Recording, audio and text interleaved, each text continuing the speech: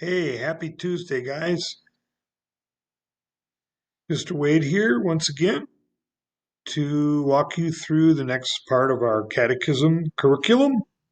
And we just finished learning about the law and the gospel, the two main teachings of the Bible. And today we are going to actually begin looking at every one of those 10 commandments which make up God's law, starting today with the first commandment. You see it up there. Read it with me, or better yet, if you can recite it. The first commandment, you shall have no other gods. What does this mean? We should fear, love, and trust in God above all things. Today you see the first question, what does it mean to fear God above all things? Now, let's get something straight.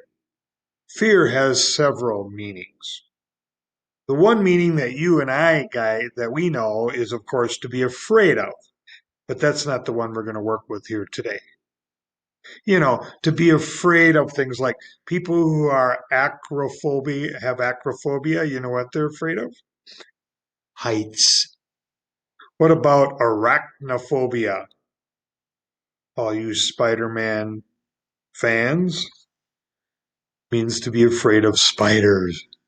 Claustrophobia. Claustrophobia means to be afraid of, yeah, confined or closed in places, crowded places. Autophobia is kind of an interesting one. It's the fear of being alone. And finally, there's many other phobias, but one more. Ophidiophobia means the fear of snakes. I actually have a couple of those phobias, but I'm not going to tell you guys which ones. But going back to the word fear, you see it there. You see it there on the question in the second box. What does it mean to fear God? It doesn't mean to be afraid of God. We have absolutely no reason to be afraid of God. So, what does it mean to fear? If we look in a dictionary, we're going to see some other definitions, and I'm going to share a few of those with you today. First Bible passage, Matthew 4, verse 10. It is written, worship the Lord your God and serve him only. Well, we just figured out another word for the word fear. One of the ways we fear, or kind of like respect God, is by worshiping him. But I missed the word, is by worshiping only him. I know there's a lot of people that worship God, but they worship other things too. And we call that idolatry. To worship anything or anyone other than God is called idolatry. And you see the word idol in there, Idolatry, idolatry. That happened in the Old Testament Bible, the story of the golden calf. Remember, Moses came down off of the mountain, and wouldn't you know, the, the people became impatient and decided that true God, the God of heaven and earth, the God who led them out of Egypt, the God who has been taking care of them from the day they were born, that God, let's dump him. And let's do what we did back in Egypt and what everybody did back in Egypt. They worshiped golden statues. And in this case, they made a golden calf. And of course, that is idolatry. By the way, can golden or wooden or stone or whatever you make these idols, these statues out of, can they ever help you? No. They're dead. They're lifeless. They are powerless. They cannot help you. It's crazy to superstitiously worship something other than the one true God, the creator of heaven and earth, who has proven himself to be all wise and all powerful. He is the one and only person we worship. What about the story of the three men in the fiery furnace? I love this story. So there was a guy named King Nebuchadnezzar, and King Nebuchadnezzar was kind of vain and haughty and conceited, and he said, I want everybody to bow down and worship a statue made of, or that resembles, me. He wanted them to worship him, or at least a statue of him. And so, whenever they heard the music, um, they were supposed to. Everybody in the kingdom was supposed to bow down and worship the statue of Nebuchadnezzar. Well, guess what? Shadrach, Meshach, and Abednego wouldn't do it. They would only worship the one true God. And so they got thrown in the fiery furnace, and we know the rest of the story.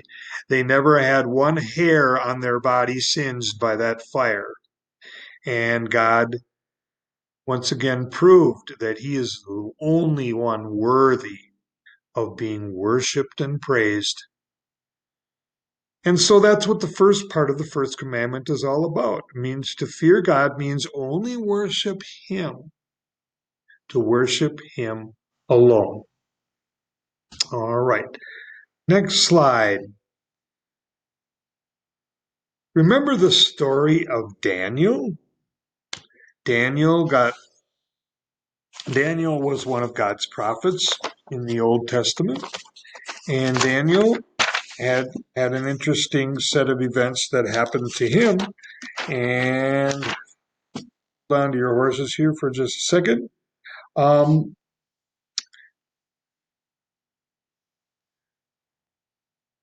It was the same kind of scenario for Daniel. The king had said, no more worshiping the God of Israel. It's illegal to do that. And what did Daniel do?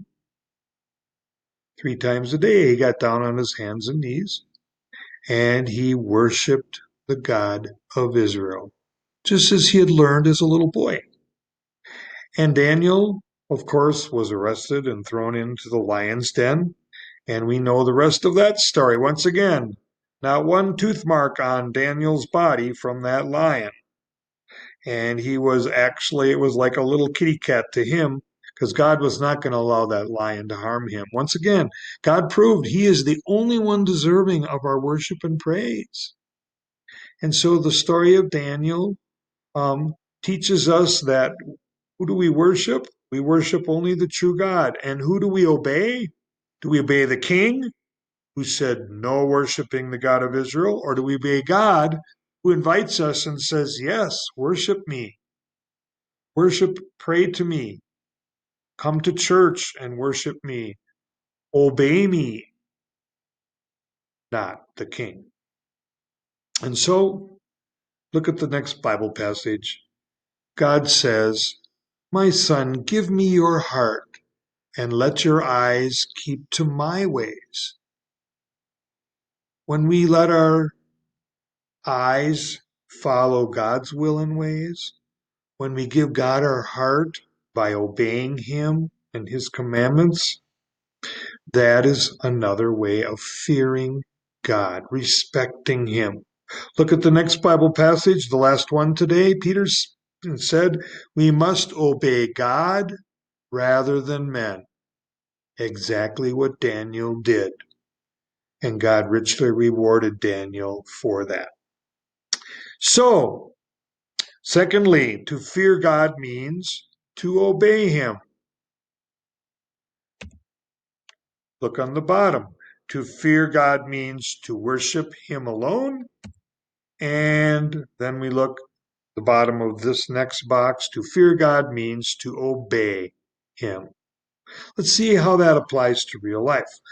React to these statements. Look at the first one. Melinda said, when I went to Japan, I saw people worship idols. I'm glad they don't do that here in America. Oh, really, Melinda? Actually, people do. Now, maybe people in America don't bow down to idols. and worship idols made of stone or wood or gold or whatever it might be. But people do worship things other than God. For instance, some people worship money. They don't have time in their life for God, but boy, do they literally worship the almighty dollar and what it can buy. That is a form of idolatry. Look at the next one. Seth says, my dad works Sunday mornings and is too tired to attend the Monday evening service. In other words, Seth and his family rarely, if ever, make it to church.